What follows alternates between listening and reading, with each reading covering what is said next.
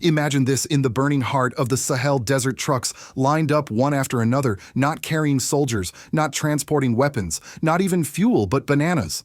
Piles upon piles of ripe, overripe, and spoiled fruit were dumped into the cracked earth, disappearing beneath the sand. 100 tons of bananas buried under the desert sun. To the outside world, it looked like madness. To hungry families, it felt like an insult. Why would a nation struggling with poverty throw food into the ground? Why would a president order such a shocking act at a time when so many stomachs remain empty? But what if this was not madness at all?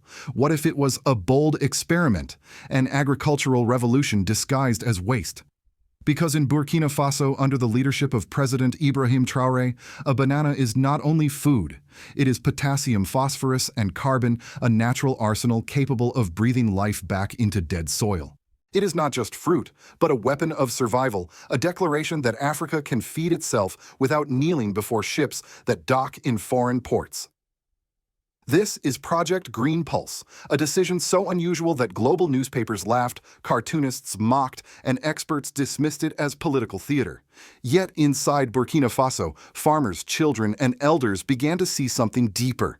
They carried baskets of bananas into the desert not as waste, but as seeds of defiance. For them, every fruit buried was more than organic matter. It was hope, sovereignty, and a challenge to the old order. So before you dismiss it as absurd, ask yourself, can a soft yellow fruit really change the fate of a nation?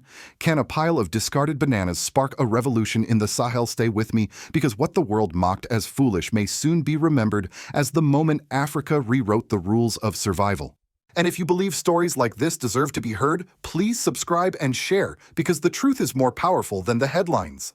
In early 2025, word spread through Ouagadougou like wildfire. The government had launched something strange called Project Green Pulse. At first, no one understood. Then the convoys began to roll. Truck after truck pulled out of warehouses and market squares, not filled with cement or grain, not carrying soldiers or ammunition, but bananas. Piles of them. Some fresh and yellow, others bruised and blackened, many already too spoiled to sell. In just days, 100 tons of bananas were collected from traders, farmers, and cold storage facilities across the country. Their destination was not a kitchen table or an export port. It was the desert itself. Under the relentless Sahel sun, the sight was surreal. Soldiers and villagers worked side by side, digging shallow pits in the cracked soil. Into those pits, they poured crates of bananas. Some arranged them in rows like crops being planted. Others simply dumped clusters into the earth as if burying yellow treasure. Children giggled as they balanced bunches on their heads, marching them into the sand.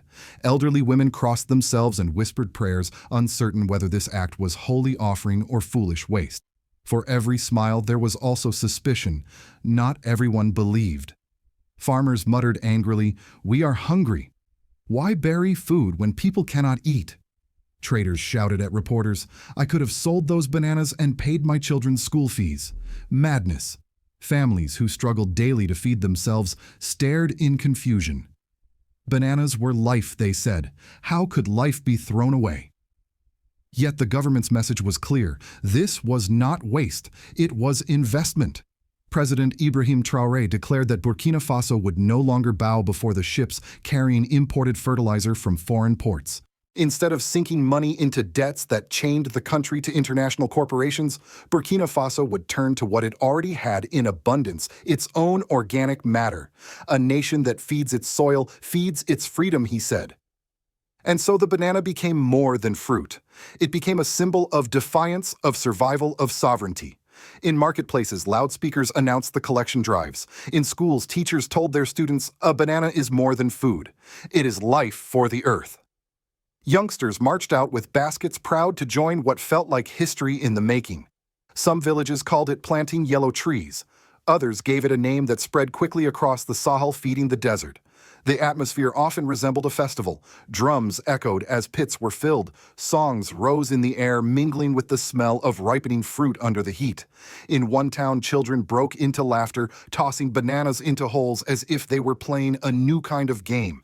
Yet behind the joy was a deeper tension. Could rotting fruit truly revive soil that had been dead for decades? Was this clever science or desperate theater dressed up as hope? Journalists swarmed the scenes, capturing images of entire communities, handing over their bananas sometimes willingly, sometimes reluctantly. For the cameras, the government portrayed the project as unity in action, farmers, soldiers, children, elders, all working hand in hand for a national cause. But for skeptics, it looked more like a gamble with people's stomachs. One farmer asked bluntly, "For 10 years I have planted seeds and nothing grew. Why should bananas be different?" Still, there was a countercurrent of belief. Some villagers recalled traditions of offering food to the soil and spirits in exchange for rain. "In my youth we buried calabashes of milk," one elder said. "Today our children bury bananas to call for life." Nothing has changed. For them, Project Green Pulse was not foreign science at all. It was ancestral memory reborn. The stakes could not have been higher. Each banana tossed into the earth was both a risk and a promise. A risk that families might go without food they could have eaten, but a promise that the soil might wake again. And that promise was powerful enough to move thousands. Within days, villages across Burkina Faso joined the effort, turning what began as a government decree into a grassroots movement. The desert, long seen as lifeless, had suddenly become the stage of a national experiment. What the world saw as absurd, Burkina Faso was beginning to see as possibility. But would the gamble pay off? Would the desert respond to this offering of fruit, or would the critics be proven right? The answer, as the people would soon discover, was already growing beneath their feet. The turning point came just 3 weeks later. In villages where the soil had long been dismissed as hopeless dust, tiny green shoots began to break the surface. Millet, sorghum, even wild grasses pushed through the crusted earth. Farmers who had sworn nothing could ever grow again gathered in disbelief, their hands trembling as they touched the fragile stems. One man named Adama, who had planted in vain for 10 years, whispered, "The soil feels alive again. Maybe my children will eat from this land." Images spread quickly. State television showed close-ups of seedlings rising from the barren ground. The footage looped across Burkina Faso, accompanied by music that framed the sprouts as miracles. Crowds in marketplaces cheered at the screens. Teachers pointed to the images in classrooms, telling children, "You see bananas feed the earth, and the earth feeds us." What had begun as skepticism began to shift toward cautious belief. But while villagers celebrated, the outside world reacted with ridicule. In Paris, newspapers ran cartoons of villagers dancing around pits of fruit.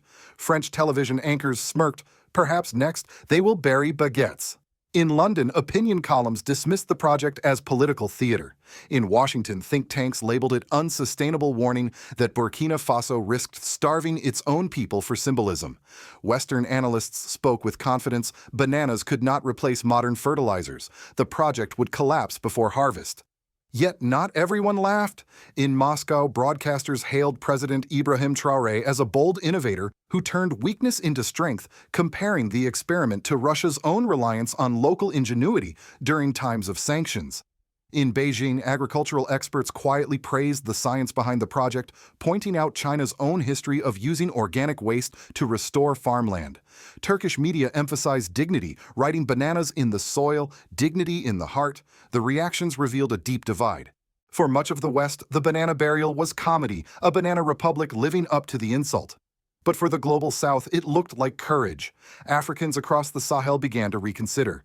In Mali and Niger, radio programs debated whether their nations could replicate the experiment. In Senegal, memes that once mocked the banana pits turned into symbols of pride. In Guinea, crowds painted bananas on murals as emblems of defiance. Then came the leaked document that transformed mockery into alarm. A French diplomatic cable surfaced online revealing that European fertilizer corporations were deeply concerned about Project Green Pulse.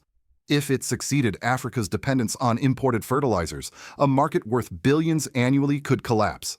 The memo warned that Burkina Faso's experiment threatened established trade flows and Western leverage in West Africa. Suddenly, bananas were no longer just fruit. They were a threat to corporate power. Rumors swirled. Some foreign analysts suggested the burial was a cover for creating biofuel reserves or hidden financial networks. Opposition leaders in Burkina Faso accused the government of hiding black budgets behind a yellow curtain. Journalists descended on Ouagadougou demanding answers. Was this about soil or sovereignty, agriculture or economics? For ordinary people, the debate mattered less than the evidence under their feet. They could see the soil waking. They could see green where only dust had reigned. And that proof gave the project momentum. Soldiers, once skeptical, now guarded the banana pits with pride, saying they were defending not just land, but independence. A 22-year-old soldier told local radio, "When I first carried crates of bananas, I thought it was pointless. But when I saw the sprouts, I realized this was also war, the war for our freedom." His words spread across the country, becoming a rallying cry for the youth. The clash between mockery abroad and belief at home became the story itself. Western media scoffed, but their scorn only revealed their fear. Africans saw that every insult carried a hidden message. Independence frightened those who profited from dependency. And so the burial of bananas, once dismissed as absurd, rose into a moment of defiance, a climax where science, politics, and pride converged.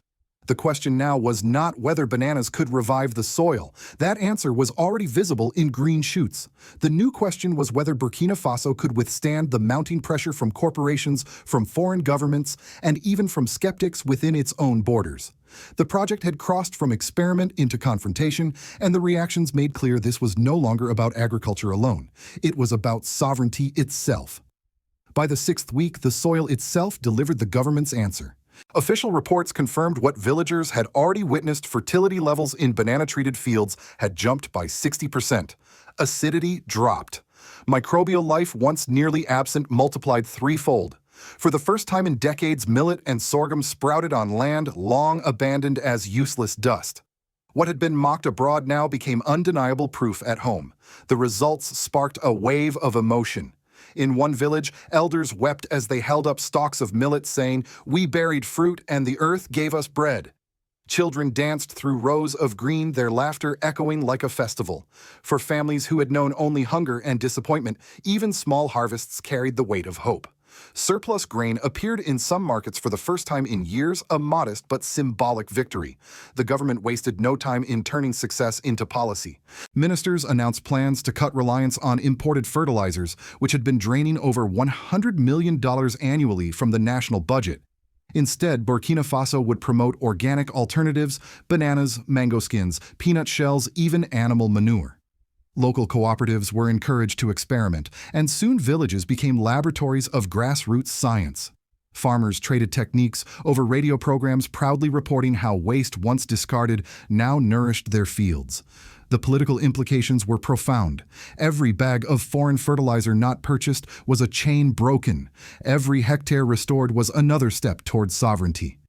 President Ibrahim Traoré framed it as nothing less than liberation. A nation that feeds its soil, feeds its freedom. His words resonated with ordinary citizens who began to see the banana not just as food, but as a weapon of independence. The project also reshaped the relationship between government and people. Soldiers who once guarded fields with suspicion now worked side by side with villagers shoveling bananas into pits. Their presence signaled that this was not merely a scientific trial, but a national struggle. For many citizens, it was the first time they felt the state standing with them rather than above them. Trust, long eroded by years of corruption and foreign dependence, began to rebuild. Opposition voices still questioned the wisdom of sacrificing edible fruit, but the government clarified that Project Green Pulse targeted surplus unsold and spoiled bananas produced that would have rotted in warehouses or been thrown away at borders. Food fit for families, they insisted, still reached tables. The explanation reassured many who had feared empty stomachs. Yet the most powerful consequence was psychological. For decades, Burkina Faso had been told survival depended on ships from abroad fertilizer grain aid packages. Dependency had become not only economic but mental. Project Green Pulse broke that chain of thought. Ordinary people began to believe that solutions could come from within. An elder woman named Mariam put it simply, "For years I sold bananas for coins. Now I bury them for my grandchildren's bread." Which is the greater wealth? Her words carried more weight than any minister's speech. By mid-year, more than 200 hectares of land had been restored. Harvests remained small, but the symbolism was immense. Villages, once written off by international experts as unsalvageable, now spoke of revival. The project was no longer just a government initiative. It was becoming a people's movement, a shared struggle for dignity. And with each hectare reborn, the political message grew louder. Burkina Faso would not be defined by dependency. It would define itself through ingenuity, sacrifice, and faith in its own hands. The burial of bananas had become the planting of sovereignty. As Burkina Faso celebrated its first green shoots, the world could no longer ignore the experiment. What began as laughter in foreign newsrooms was now provoking serious debate in boardrooms and policy circles.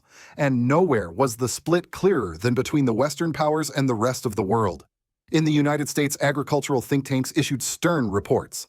They argued that Project Green Pulse was unsustainable, warning that substituting bananas for industrial fertilizers would eventually fail.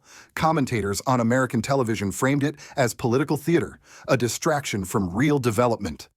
Yet beneath the confident dismissals lay a deeper unease. Analysts quietly acknowledged that if Burkina Faso proved independence possible, it could inspire other African nations to break free from the billion-dollar fertilizer trade.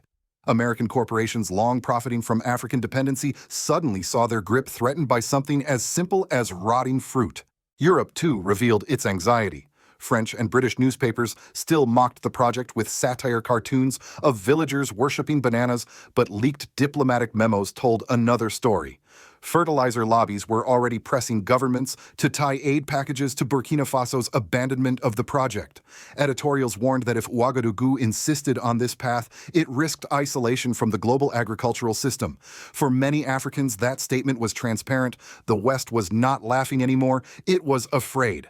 Meanwhile, voices from the global south struck a very different tone.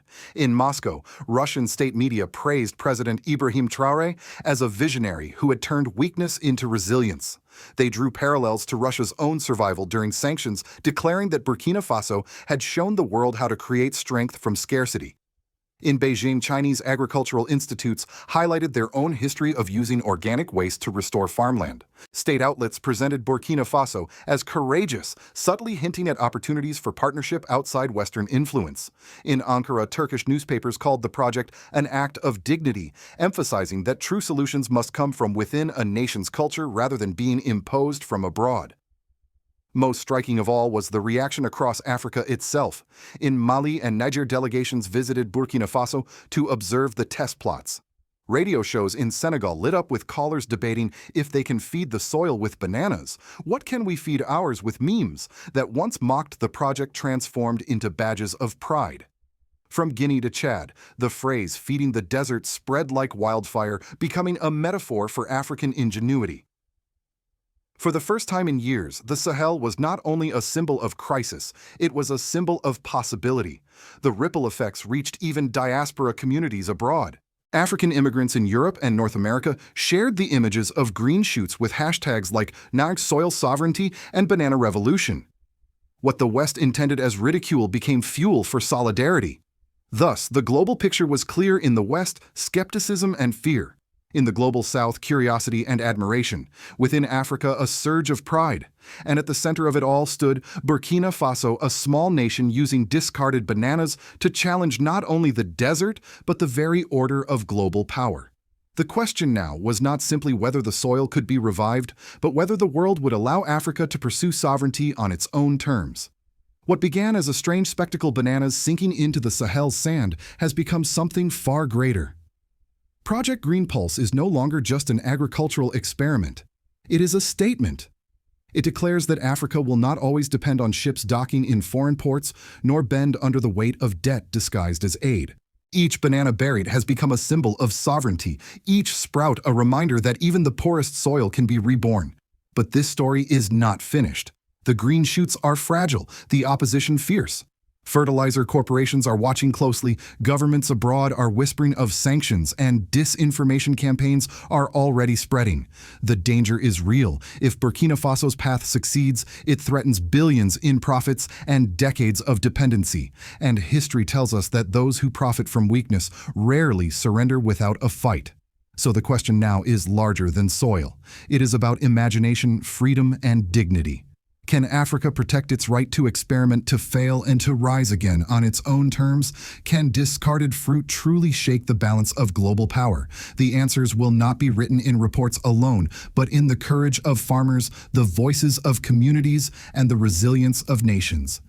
And here is where you come in.